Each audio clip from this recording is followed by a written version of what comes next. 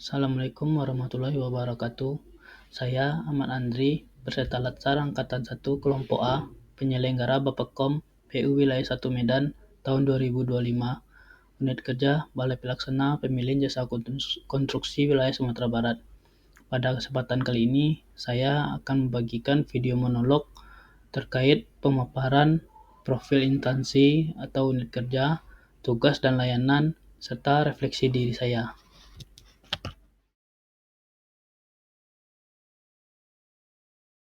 Yang pertama itu tujuan besar instansi. BP2JK memiliki tujuan utama untuk menyelenggarakan proses pemilihan penyedia jasa konstruksi dan jasa konsultasi di lingkungan Kementerian PU secara efisien, transparan, akuntabel, dan sesuai regulasi. Kedua, mendukung kelancaran pembangunan infrastruktur melalui proses pengadaan yang tepat mutu, tepat biaya, dan tepat waktu. Ketiga, mewujudkan tata kelola pengadaan barang jasa yang profesional dan berintegritas demi mendukung pembangunan nasional.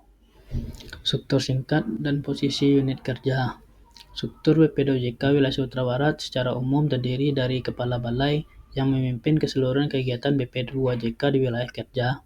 Selanjutnya, subbagian tata usaha yang mengelola administrasi, keuangan, dan umum. Selanjutnya, kelompok kerja atau pokja pemilihan yang melaksanakan proses pemilihan penyedia jasa konstruksi dan konsultasi. Selanjutnya, pejabat pengadaan dan staf teknis yang mendukung pelaksanaan pengadaan dan pengelolaan sistem informasi pengadaan.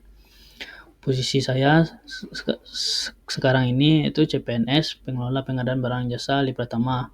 Saat ini membantu pada kegiatan pendukung seperti validasi data dan di SIMPK PU dan kurasi data di Inaprok. Berada di bawah koordinasi subbagian tata usaha dan berkolaborasi dengan pokja pemilihan sesuai kebutuhan. Selanjutnya, peran di unit kerja yang pertama itu pendukung administrasi dan teknis, yaitu memvalidasi data paket pekerjaan dan kontrak di SIMPK PU. Yang kedua, mengkurasi dan memeriksa kelengkapan data di Inaprok sebelum dipublikasikan.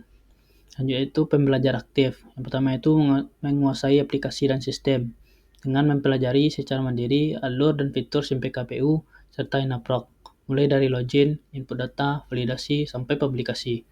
Selanjutnya, yang kedua itu memahami regulasi dan prosedur dengan membaca dan mencatat poin penting dari peraturan LKPP, Permen PU, atau SOP internal yang berkaitan dengan data SIMPK PU dan Inaprok.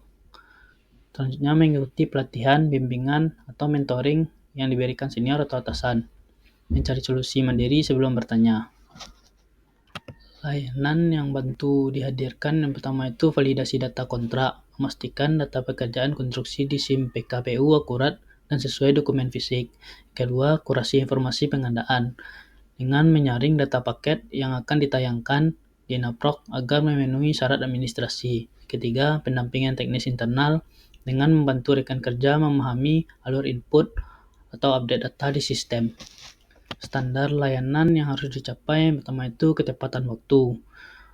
Dengan proses validasi dan kurasi dilakukan sesuai dengan timeline yang ditetapkan dalam jadwal pelaksanaan paket pekerjaan. Tujuannya untuk menghindari keterlambatan lelang dan memastikan proses pengadaan sesuai rencana. Kedua itu akurasi data, yaitu data yang diinput di SIMPK atau Inaprok harus identik dengan dokumen sumber resmi. Tujuannya menjamin integritas informasi yang dipublikasikan. Ketiga, kepatuhan regulasi, yaitu seluruh proses mengikuti peraturan dan pedoman yang berlaku. Tujuannya untuk menjamin proses pengadaan yang sah dan legal. Keempat itu kemudahan akses, yaitu data dan dokumen terkait pengadaan harus tersimpan rapi, mudah ditelusuri, dan dapat diakses pihak berwenang kapan saja. Tujuannya mempercepat proses monitoring, evaluasi, dan audit. Kontribusi pada tujuan besar instansi yang pertama itu mendukung transparansi pengadaan barang jasa. Hubungannya ke tujuan BP2JK itu mendukung prinsip good governance di bidang konstruksi. Kedua, menjamin akuntabilitas data dan dokumen. Hubungannya ke tujuan BP2JK itu menjaga kredibilitas BP2JK sebagai unit yang akurat dan terpercaya dalam penyediaan data pengadaan. Ketiga, mempercepat proses pengadaan. Hubungan ke tujuan BP2JK mendukung percepatan pembangunan infrastruktur nasional. Yang keempat, mendukung efisiensi dan integrasi sistem. Hubungannya ke tujuan BP2JK mengoptimalkan pemanfaatan teknologi untuk efisiensi layanan publik. Terkait ciri Smart ASN yang sudah dijalankan, ada 4 poin, yaitu yang pertama, literasi digital. Saya sudah memanfaatkan aplikasi SIM PKPU dan Inaprok dengan baik untuk memvalidasi dan mengkurasi data pengadaan. Yang kedua itu berorientasi pelayanan, dengan memastikan data yang saya proses akurat dan siap digunakan pihak internal maupun publik. Ketiga itu integritas, memegang prinsip kejujuran dan ketelitian dalam proses validasi agar informasi tetap sesuai dokumen resmi. Yang keempat itu berkolaboratif, bekerja sama dengan rekan lintas bidang untuk memastikan data yang diinput lengkap dan benar. Hal yang masih bisa ditingkatkan, pertama itu pengusahaan sistem lain di bidang pengadaan, misalnya SPSE, Sirup, dan e-kontrak, agar mampu membantu di lebih banyak tahapan proses. Kedua itu analisis data, tidak hanya menginput atau memvalidasi, tapi juga mampu membaca tren dan memberikan masukan berbasis data. Selanjutnya itu komunikasi proaktif, lebih sering memberikan umpan balik kepada rekan kerja terkait temuan atau potensi kesalahan data. Hal sederhana yang bisa dilakukan agar kinerja layanan unit lebih baik dan berdampak. Pertama itu berbagi pengetahuan digital, memberikan tips singkat atau panduan singkat kepada rekan kerja tentang cara menggunakan fitur tertentu di SIM PK atau Inaprok.